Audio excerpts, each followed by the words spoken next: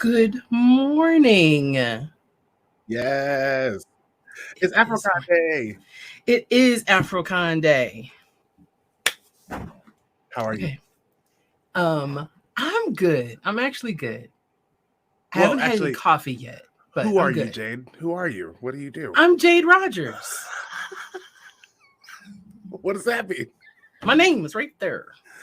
She's the founder, I don't have a good Chief Innovative Officer of AfroCon, the one that curated all the things that you are going to see today.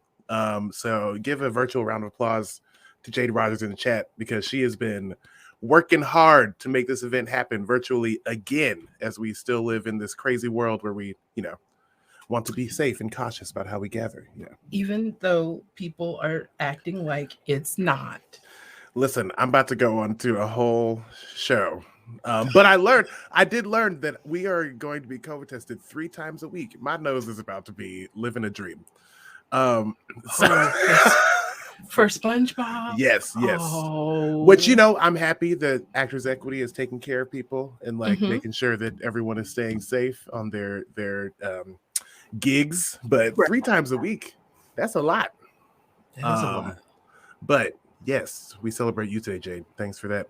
And I'm Nick. Thanks. I'm the PR and communication strategist for the house. And I do a lot of talking. Have the come up. I have another podcast called Straight Talk with Gay Men. Other things coming. But yeah, I'm just excited to be here and welcome you all to AfroCon 2021. We did 2 days because we said we don't want to stack too many things, every hour. And 2 days just gave us more room to do more things. Right. So then we just stacked 2 things. We stacked a bunch of things across 2 days instead of just one, which is fine. It's amazing stuff. We're international again. Yes. Incredible artists, board game designers. Yes. Drawers, artists. We've got singers. We've got poets. We've got writers. Everything. We got everything. Yes. And we had meditation, which was really good. Yes. We have more meditation at 5:00 with Reggie Hubbard. And tomorrow we start and end with meditation as well. Yes. So, yeah. Jade, the theme this year is joy and magic. What does that mean to you? I struggled with the theme this year because I kept saying, did we find the space in the future? So I decided maybe we need to find some joy. We need to actively find the joy in everything that we do and for ourselves and realize that we are the magic. We are magical people. Yes, we are. So, yeah, that's where joy and magic comes from. I love it. Great. Thank you. And thank you for all of your help. Listen, our social media has been on point. Social media has been kicking. I don't know what's going to happen after this. Like, we got to keep this up. People have expectations. That's always scary. We don't want people to expect things. That's awful. It's like every other day. It's like, okay. Listen, we'll try to keep up that momentum. We will attempt to do that. Because it's not like we don't have things coming. There are things. What is coming? I mean, I know that we just started AfroCon, but what's coming up for the house? Programming for the rest of the year, game nights.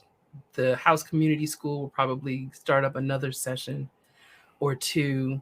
The Young History Detectives, story time will start back up. I think next month. I might need a little bit of a break. So next month we'll start the story time. And then next year we're planning for in-person events. That's exciting. Yes. So yeah. So there are many things to do with the house. A lot of things happening today. The schedule of all the events are on the Hopin homepage. If you click the thing that says reception, looks like a little house. Scroll on down. You'll see the whole Excel spreadsheet with all the things coming up. You may not see the session that you want below in Hopin, but it comes up is it like 30 minutes, like an hour before the session? No, happens? 5 minutes. 5 minutes. 5 minutes. That's why we created the green room, the waiting room. So if you wanted to just go and hang out until the session starts, sessions don't open up until 5 minutes before. Yeah. The other cool thing is, and I'm not sure if you could do this last year, but I just found it this year. You can add things to your agenda.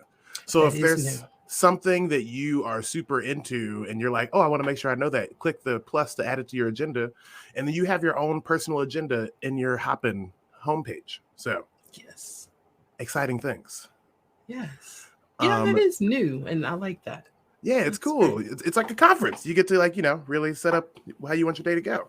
Because it's AfroCon. Period. Yes. Yes. Thank you all for being so active and lively in the chats. Keep that up. There's been a lot of upgrades to Hopin, and so now we can actually see them in real time, so we can talk to you. Mm-hmm. That's exciting. It is new. Yeah. So post your thoughts, post your questions. Check the Q&A. Jade and other folks will be posting engagement questions all day. So keep rocking with us today actively. And I did add a Padlet in the reception area. If you keep scrolling down, there's a Padlet, so that as people talk about books or talk about movies or talk about self-care, or we can add new sections, post those things so that we can share out that information with everybody in the con. Yeah. And tell your friends, it's not too late to join us today or tomorrow, but they should do today and tomorrow. So share that you're here, post on your Insta, on your Facebook, on your Twitter, and let them know that we are here and that they can still, for $10, enjoy all this content. I know, for $10. $10. And music. Music, conversations, meetups. You can do a little bit of everything here. So, and games. There's games. There's games on Sunday. There's a D&D session today. Both of the D&D sessions today and tomorrow are for people who have never played or have played. If you've played and you know what's going on and you want to just dip your feet into a quick campaign, that's for you. If you've never done anything, go ahead and try it. Yes. And also, tonight, as a part of the after party, we are going to have the Cocoa Butter open mic for spoken word artists. Yes. You can still sign up for that too. Oops, yes, please sign up. I don't want to do any, so please sign up. Okay. Anything else we should tell the people? Sign up for the games tomorrow. There's a couple. There's 3 card games to play tomorrow, and there's a sign up form in that reception area. It's also on the website. That's it. I think we got a lot going on, and we got to get Lacey up here. So okay, wait before. Okay, so we're gonna have a conversation with Lacey Lamar. Lacey Lamar is an Omaha native, the author of the New York Times bestselling book "You'll Never Believe What Happened to Lacey: Crazy Stories About Racism," and that chronicles the real stories of mortifying ignorance and racism that she has encountered in her life in directing retirement communities. But also just in general, because we live in Omaha, Nebraska, and people be saying some stuff. So please welcome to the AfroCon virtual stage, Lacey Lamar. Yay! Hey! Hello. Hey, Lacey. Hello, Jade. Hello, Nick. Thank you so much for having me. It's wonderful. I'm so excited. AfroCon. Thank you for coming. Thank you for always supporting. I mean, you've been there since the beginning. Yeah, I mean, I am. People have been putting it together in the book, but you've been there since I was about to say, can we talk about that? It's more Amber's fault. Amber did that. So I'm sorry, but it's okay. No, it's your experience too. National, and we go. My goal now is to just speak highly of AfroCon and get as many people as possible. When you're on a national, seriously, I need a new AfroCon shirt. So the next time I'm interviewed, where I'm aware, and people gonna be like, "What is that?" Oh, you see my AfroCon shirt? You say, "What is this?" And I'm just gonna let them know. Why not? Yes. Okay. Absolutely. Yes, I will get you some shirts. And it's gotta be high here. So when I'm zooming in, and they are available at. Or I should just get an AfroCon tattoo. Just right there. No. Okay, I won't.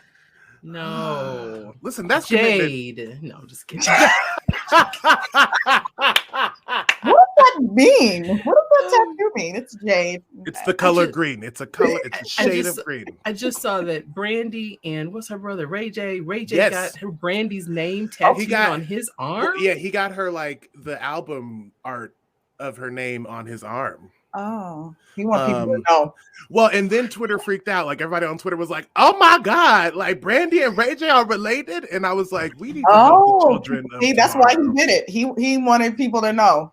We need to help the children of tomorrow. They don't know anything. They don't know. They didn't. Oh, they didn't know. I will not be getting an amber tattoo anytime soon. Anybody that's asking, nobody's just like right across your cheek, right there. A little teardrop. Amber. All right, I'm gonna duck out and let you all talk. Thank you, Lacey, for being here. Thank you, Nick, for hosting this morning. Everybody have a good morning. Yeah. Bye, Jade. Bye-bye. Oh, Lacey. Hello. We never talk. Nick, tell the people how you help me out. Come on. So I am Lacey's like social media manager / like general assistant person. Yep. Which is amazing. And what's been really great about that is that I get all of your Instagram messages. Yep, and some of them are a little creepy, but the ones that I like are like when people reach out and they're like, "Oh, you told this story about your math teacher and like that triggered this moment." And now like people are like reading the stories in this book and they're relating and they're able to like, I don't know, find their own healing, which I think is, did you expect the book to have like this much of a like actual impact on folks? Absolutely not. Amber's agent came to her and was like, "People want you to write a book. Do you want to write a book?" And Amber was like, "I don't want to write a book, but my sister literally has a book written about her life growing up in Omaha, Nebraska," because I would journal everything. And that's how the book was written. Amber came to me and was like, "We need to tell all your stories." And I was like, "Oh, hold on. I have them all in a journal." And I pulled out journals and years of journals that I would write things down only because, you know, when you're at work and something racist happens to you, you got to document that stuff. And I would be like, "This happened to me at 9:15 in a morning meeting. Bill was there. Tom was there, blah, blah, blah. Susie had on a blue shirt." Like I had great detail in my stories because people are like, "How can you remember all that?" Because I would write down every single thing that happened, sometimes as it was happening. You know, when someone about to say something crazy or in the middle of a racist story, I'm like, "Hold on a minute, let me write this down." And they're like, "Why is she writing? Can you repeat what you just said?" I would write down word for word what people, and they did not have no clue why I was doing that. But I would write down stories and stories and stories. So then when you go to HR or file your complaint, you have all of that. And that's how the story was written. Amber just laughed and laughed. I mean, the book was so not very difficult to write because we just had all this material and still had a ton left over. So there is a book 2 coming. Yes. Yeah, we love a book 2. Because the first story, they were like, the first book, the publishing company was like, "I don't think we want to tell that story." They gave us a lot of, you know, leeway to put whatever we wanted to there. But some of the stories, they were like, no, because they didn't think it would sell, or they didn't know. So now they're like, "Put whatever you want to." That's great. Like I love that. They don't care now. So you know, I feel like that's something people don't think about a lot. As Black folks, people of color, trans folks, whatever, like you kind of have to keep these either mental logs or physical logs of things that have happened to you. Yeah. But then sometimes when you go and you like tell HR, you don't get the result that you want. Yeah. And you're like, "What is that?" Sometimes you just do it to just cover your butt. Just be like, "Well, I told you this happened." Right. No. So now you can't say it didn't. Now you can't say it didn't happen. Was there some sort of difference in like release, or I don't know, in putting it in the book and having it like having people just read it raw and like not through like a bureaucratic system, but in like now people just about to know the truth. Like what is that? Yeah. There was a release. It was like, "I told my story. Like it's out now." I told on Tammy. She did me wrong. There was a little bit of that. It was like, okay, I got it off my chest. Now I feel better. It was kind of therapeutic to actually put it in a book, write it all out. But then, so Amber was like, we would be sitting at my mom's house. That's how we wrote most of the book. And I would have my journals and I'm reading them to her. And I would be like, this story happened. She's like, well, read the whole thing to me. And I would read it and she would be typing it up and stuff. And that just was just like really cool. So I'm like, oh my God, I would be reading stuff for the first time that I hadn't read in years. Like I didn't even remember a lot of these stories. I'd be like, oh my goodness, look at this one. So writing it out, it was like, oh, but then reading it was a little bit traumatic. I've only read through the book once because then you're like, oh man, all that happened. Because literally when we were reading it, we were cracking up. When I was reading the stories to Amber, some of them I was laughing at, but then to read it once was like, it was really heavy to read through that book. It was like, okay, yeah. Yeah. Right. It's funny, but it's bad. Right.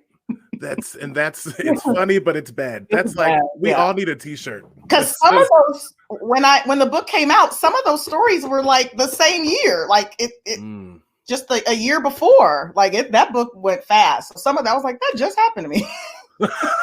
Like I'm reliving this trauma. All still working there. Yeah.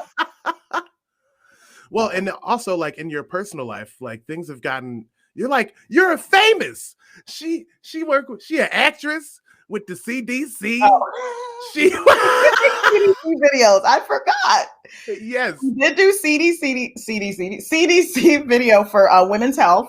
Women's gynecological health. So that was really cool. If anyone hasn't seen that, just go on and look for Under the Paper Gown, they're called. And it's a series of videos we did. We did 6 or 7 little commercials for the CDC for women's health. So that was fun. You know, it's possible that we may have one of those now to share with the people. Oh. Let's see. Jade, can you make that happen? Is Jade still there? Is she gone? She's probably gone. Okay. When you come back, Jade, I need you to share the screen so that we can show the video because I don't have the power. I forgot. I don't have the power. But okay, folks, while we're in this pause moment, if you have questions for Lacey, put them in the chat. I will see them. I will ask them. It'll be great. Okay, so the theme of this conversation that we're having is about like finding joy in speaking your truth. I think that Jade thought I was a good person to have this conversation because I say that I'm like I believe in radical honesty. And it's important because if you aren't honest with what's going wrong or with what's happening, then you can't really fix it. And sometimes it gets you in trouble. So what would you say to someone who like is afraid of getting in trouble, but still needs to speak their truth? Okay. You would be surprised. I get asked this question all the time, and it's not the answer people think I'm going to say. It's what you can bear. It's, I mean, because I'm that person at work that's like, girl, you better say something because I said something 7 times and they not listening to me. And someone's like, Lacey, I got 3 kids and I need my check tomorrow. So it's very easy for me to be like, walk out of this job, this little job. You don't need. Very easy for me to say that. But when you're in it and you're struggling, and I know it sucks, but you can so I do what you can bear. Do what feels right to you. I can't tell everybody to walk away from their job. I can't, because I know if you speak out tomorrow in the morning meeting, because corporate's visiting, you're going to get fired. Like, you're going to get fired. Right. So sometimes you have to do things in little small steps. Maybe pull someone aside and be like, when you said this in front of everybody, that's not cool. Sometimes you can get away. So I'm like, do small things. If you can't make it, because I like to go out in a blaze of glory. Oh yeah, me too. I walk in, I'm like, you know what you said to me yesterday? Blaze of glory in front of everyone and be like, listen, I'm not going to act, I'm not going to try to offend everyone in the room, but I will call you out in front of everyone. Like, Tom, remember when you said Negroes and you pointed at me? Well, why did you do that? Like, I will do that. And I know I'm probably good. I always have a plan B. I would always tell a lot of my Black coworkers, you need to start looking. Like, you're going to get fired anyway because they don't want us in the room. So you need to start looking. So then when you do speak up and they're probably going to fire you maybe 2 days later or something, have your backup plan so that you can tell Tammy off, It's hard. It's hard. I want everybody to be able to speak their truth. But sometimes, as we know, you can't always speak your truth. Right. And keep your job. You can always speak your truth. Yeah. If it's not job related, speak your truth. If you're out and about, speak your truth, please. We got to check, folks. People are wilding out.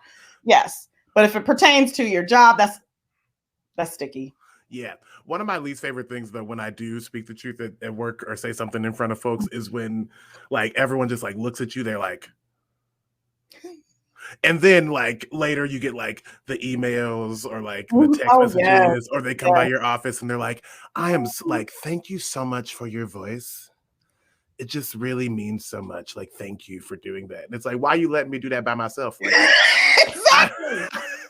Oh, that is, I'm telling you, that happened to me so many times where people were like, you told him, Lacey. Oh my goodness.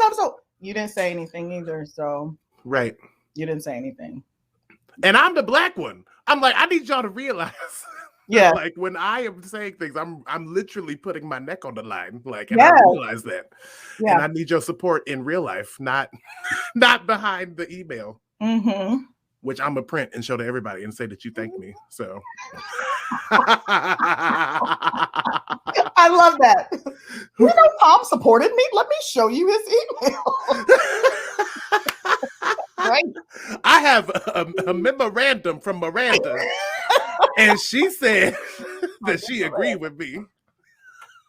Miranda's memorandum. That's a good song. I love that. A memorandum from Miranda. So also, I mean, so I recently spoke a lot of truths.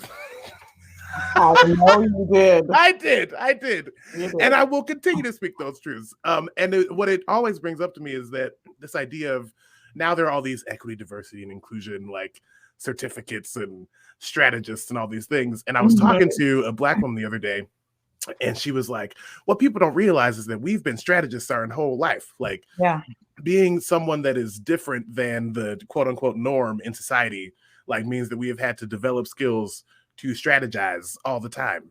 And I think I was like, oh, I'm about to put that on my resume. Been black, 28 years. I am a strategist. Yeah.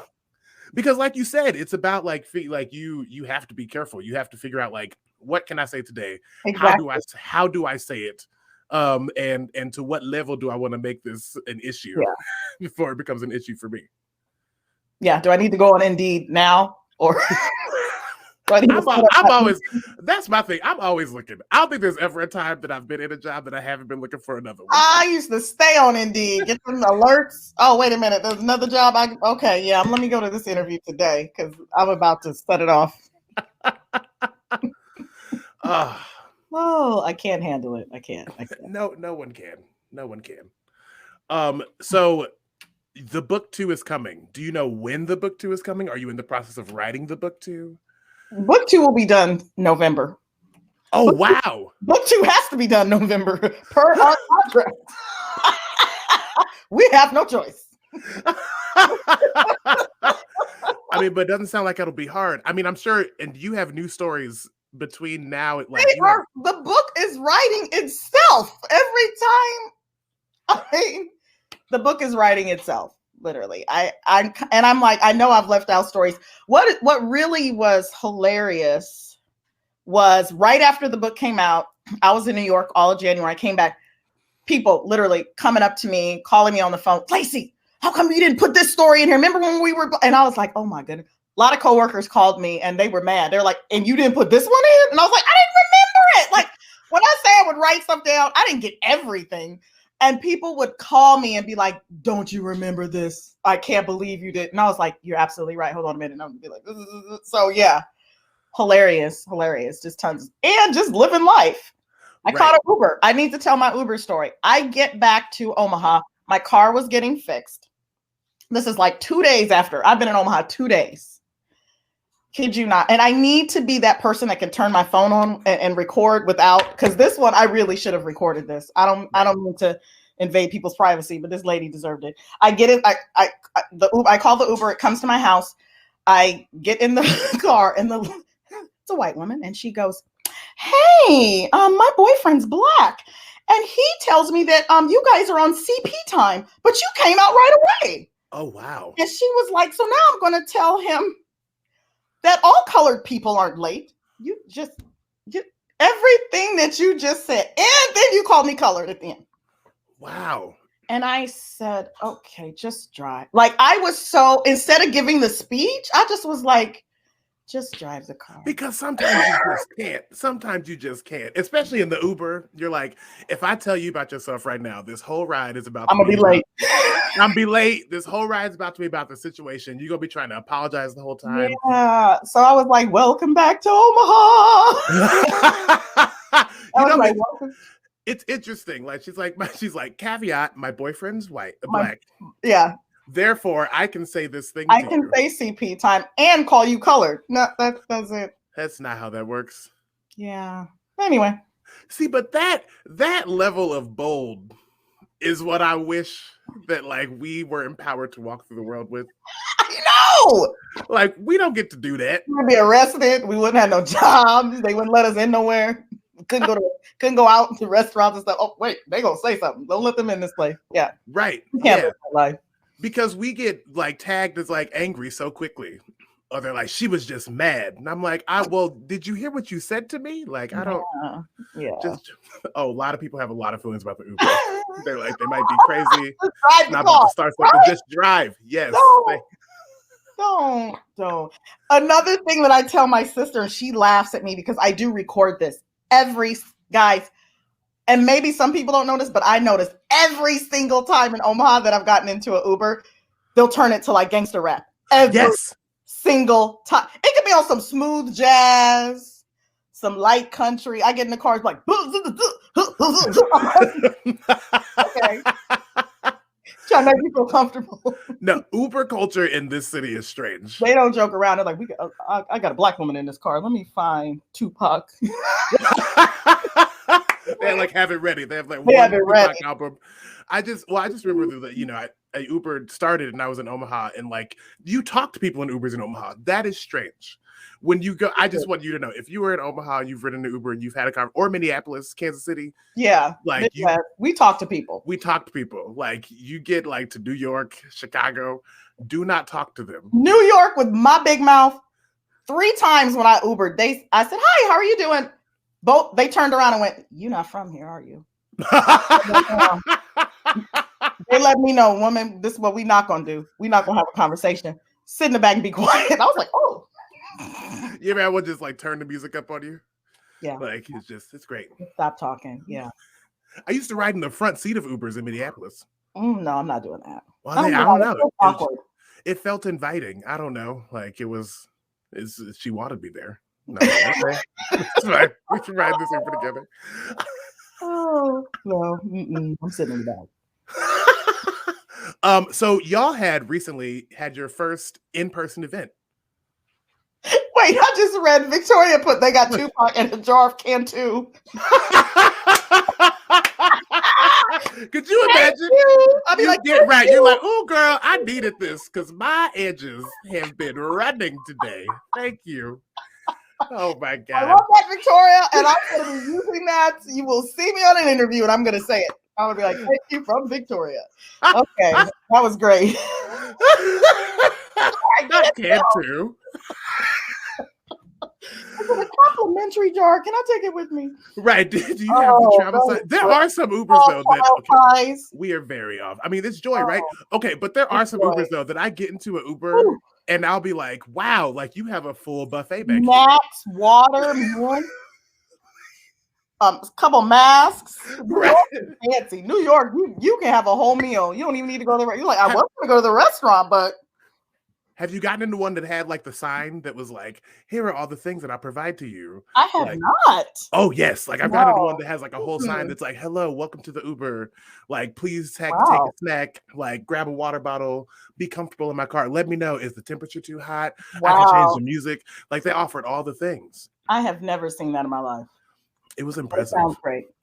It was made just for me. That's like it was. It was. That is so funny. Listen, it's what we need in life. That's how we should be catered to. When do you think that Black folks I'm charging my laptop, everyone. Don't talk about me, but my laptop's about to die. I thought it was plugged in. It's not. Shame on me. Okay, we're good. We're good. We're gonna be mid-conversation and Lacey about to be gone. Not foot massages. Victoria, we've gone too far. What you gotta do? Sorry. I love I have seen that Madison in Uber. Yeah, in an Uber Black. Julia, you riding an Uber Blacks? I love Uber Black. And that and that does, just to be clear, that doesn't mean that as a Black person's Uber. Black people, only Black people can ride an Uber Black. It's like that level. Oh, Jade's putting up comments. Jade, put up the shared screen so we can watch the first episode of Under the Paper Gown. Yeah. Okay, here we go. Do a short one, Jade. Amber, what are you doing? I'm trying to familiarize myself with robes. What? Why? Because I have a gynecologist appointment tomorrow, and I'm never sure which way the robe is supposed to go. Like, is it like this? Or is it supposed to go on like this? It feels like you're overthinking. And it feels like you're under helping. You know what? I'm just not going to go. Okay, what is this really about? I don't want to go to the gynecologist. It's always so awkward. It's not that bad. Yes, it is.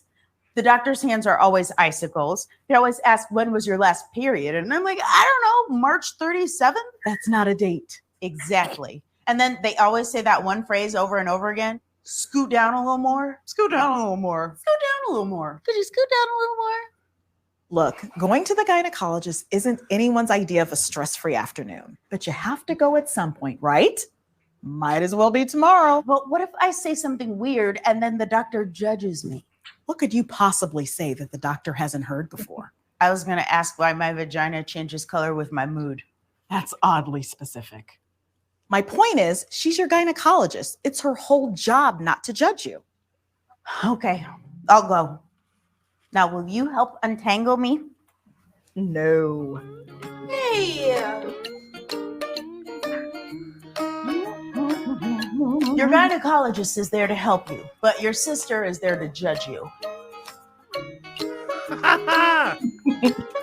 Yay! She's an actress. Everyone, go to the gynecologist. Okay, wait. So how did that come about, and why was it important for y'all to like be a part of it? They reached out to us. Wow. Amber called me. She was like, "Do you want to do some commercials for the CDC about gynecological health?" And I was like, "Sure." And what is really funny is we shot that in a super famous. There's a club in New York that's really famous. That Rihanna, while we were there, Rihanna got kicked out. Or did you see that on the news? Like no. Rihanna tried to go to the club without any ID and no one knew who she was. What? We were shooting it right above it, right before it happened, or right after it happened, or while it was happening. It was like a 3-day shoot. So that was crazy. But it's actually this big nightclub, and then right above it are these studios, and that's where we shot the video. So anyway, I just had to throw that in there about Rihanna. Wait, who does not know who Robin Rihanna Fenty is? I don't know. It was weird. Yeah. That's strange. Mm-hmm. That makes me, I'm sorry. I was about to ask another question, but that just made me upset. I don't know why I had to add that little thing in there. Because she's like, I know Rihanna. I do not know Rihanna. Sorry. Neither did they. So, I mean, here we are. I mean, but I think it's so important that they asked you to do that, because I feel like there's like stigma and conversations about going to the doctor, especially as Black people, because people don't listen to us. It's in the book. Yeah. So I think it's huge that like that they reached out to you specifically to do this, and based off of the work that you're already doing. It's just I just think that's super cool. It was fun. It was cool. I'd do it again. Listen, you should. Also, can I just say, I cast for TV and film and commercials. And Lacey Lamar. You cast me in something? Lacey, you were so good. Like, it was so natural. Your face was on point. Like, stop lying. First of all, these people were ready to kill me because I was like, I need to see the prompter. Like, I don't memorize anything. You're never gonna see me in a movie unless the movie. I'm like this in a movie.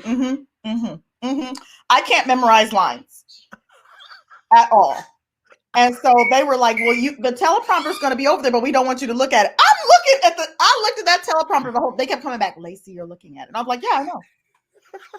You gotta move it in my sight. So they'd have to move it and they would still be like, you're still looking at it. And I never changed. I looked at it the whole time, and they finally just was like, "We're gonna just deal with it." We just gonna go with it. Because I was like, I need to. I can't memorize lines. I just can't. Yeah. So that's what you call a top build actor, folks. That's how you know. Like they were like, we're just gonna deal with it. We're gonna rearrange the shot so that she can read this prompter. They just had, I'm short. They just had to move it over. I was good because I was like, I can't remember. Amber looked at it once and was like, blah blah blah blah blah blah. I was like, that's not me.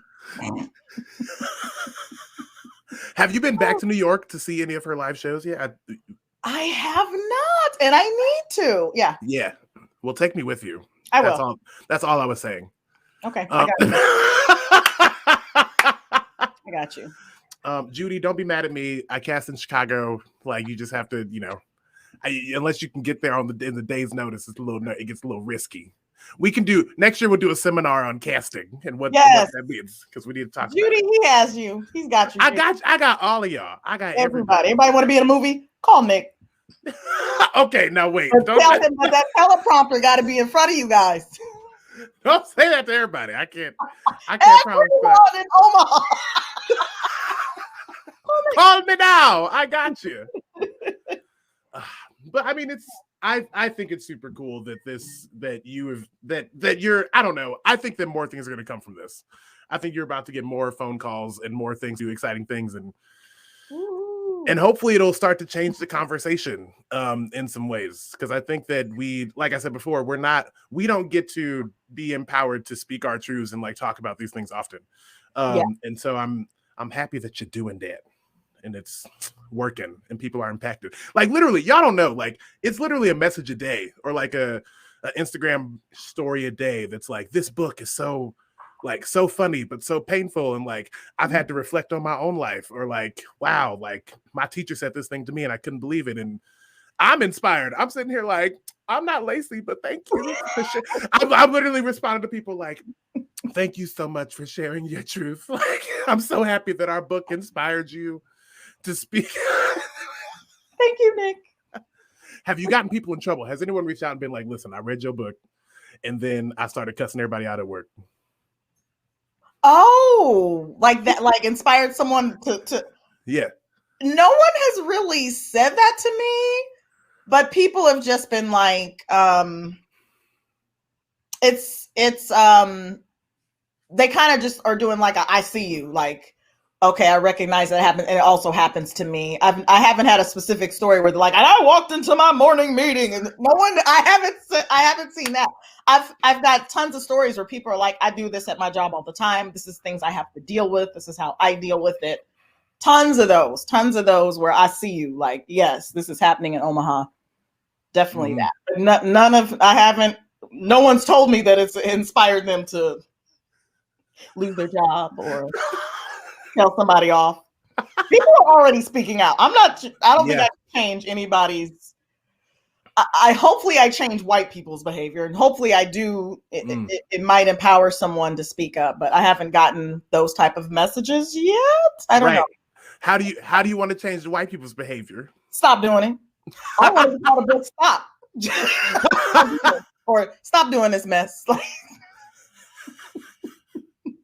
Stop doing this mess. That's what I wanted to entitle the book. Hey, white people, stop doing this. Like something like that. Seriously, I wanted to have some type of title like that, but they wanted it to be nicer. Well, and know that we can hear you. Like out loud. And another thing is I get a ton of messages from white people that say, I can't believe people are saying this. Yes, you can. Because I can believe it, and I'm Black. I know it's happening. You know that your cousin Kenny, your mom, your dad, your grandpa, your sister, and you are saying these things. Like, you know it happens. So, well, because they're embarrassed. Like in a different situation, they'd be like, they would text you and be like at Thanksgiving and be like, "Oh my God, Lacey, you will never believe what she said." And it's like, right? And did you? But then later you're gonna be like, "I can't believe it. That is shocking." You know those conversations are happening, and I get just tons of those messages constantly. Yeah, and I've gotten a few messages where people have been like, "I mean, was that really racist?" Oh wow. So I used to go in on those, like, yes, and this is why. Right. Write a 6-page report and a graph. And well, the annoying thing is it's like, why do I have to explain it to you? Like, I said that it happened. This is how it impacted me, and you're still questioning. Like, you're still asking me a question. Yeah. These people just don't stop. I can't. Okay, if you have any questions for Lacey, drop them in the chat. I'm going to ask you, Lacey. Joy and magic, Black joy and magic. What does that mean to you? Black joy and magic is something that we have to create ourselves.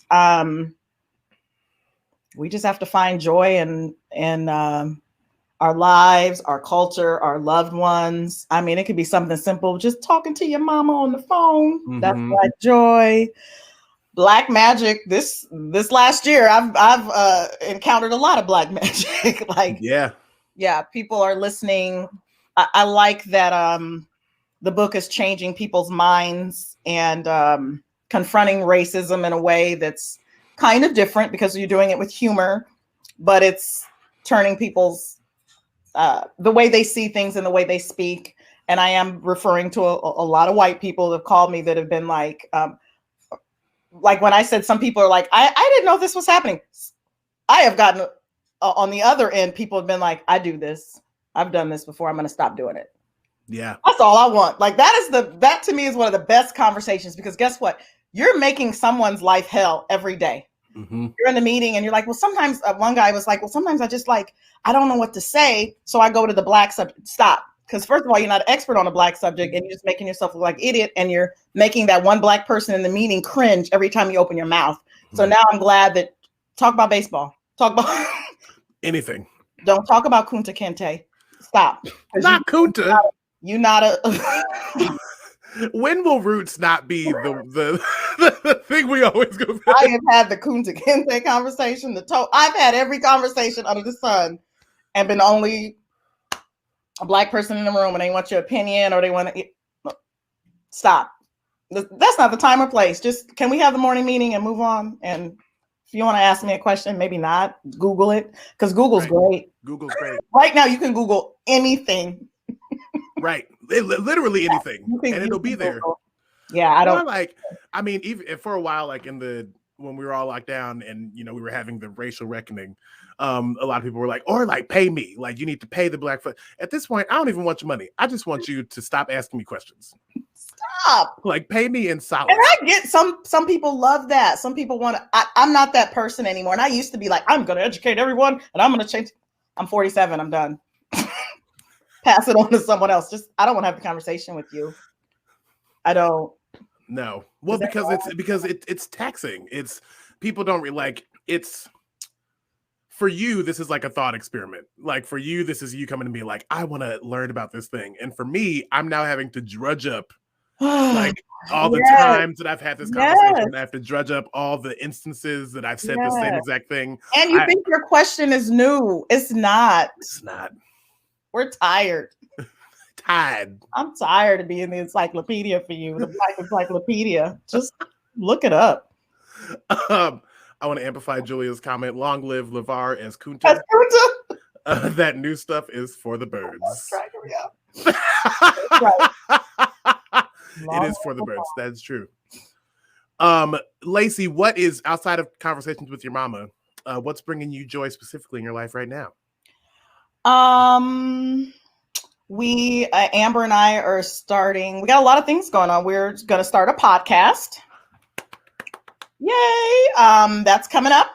We started a production company in New York, and I'm just going to say it. Universal Studios bought the rights to our book. We're thinking, I shouldn't even say that out loud. Maybe we're thinking of doing. I'm gonna get in trouble. Don't nobody. This is a private forum. This is we everybody here, raise your hand and promise keep this a secret. Raise your hand in the chat right now. Not the Girl Scout promise. Girl Scout or the cross fingers, whatever it is. On my honor, I will try. You know that one. They're thinking of making it into a TV show. Yes. So it's just in the thinking stage. So don't go post it on your Facebook or nothing right now, people. Okay, this is the cone of Black silence. Because it's not a done deal, but they're looking at it. So yeah, I love that. You know what I'm really excited about right now is I'm Julia says in the vault. Thank you, everybody. Julia, that is my favorite thing to say. It's in the vault. I go like this, in the vault. Okay. I just love and I really hope that it continues. Though a lot of things did not change after this racial reckoning, and I'm going to keep using those quotes. Yeah. A lot of things did not change. But what is exciting to me is right now there are last night I went to a listening party for Judy. Sorry. Wrong. Because she would be out there posting. Judy would be the one.